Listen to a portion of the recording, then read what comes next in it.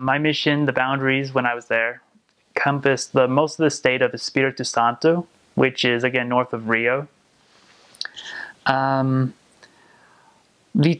city Vitoria itself, I know I've read the history of a church starting there. It was like really small, and then it just started to grow in Vitoria first and start spreading out. But I don't have the specifics with me.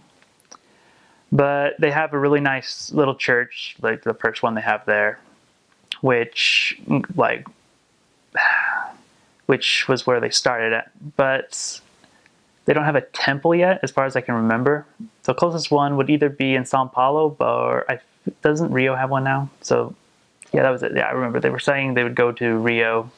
They have interesting stories of traveling by bus. The mission itself, I guess anyone that's been to Brazil, or at least in my area, knows that it's really hilly. So when you're walking around, you have to get used to going up hills, and you adapt to the humidity, so it's not too bad. Well, most of Brazil, they all speak Portuguese. They just have different accents. And I couldn't really tell because I've only been in Sao Paulo and Espiritu Santo, but apparently the people in Espiritu Santo have an interesting accent, a sotaque.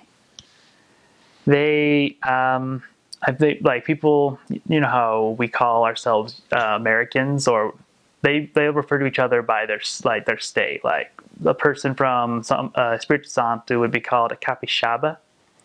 Someone from Sao Paulo, blast it, I think it's not a paulista.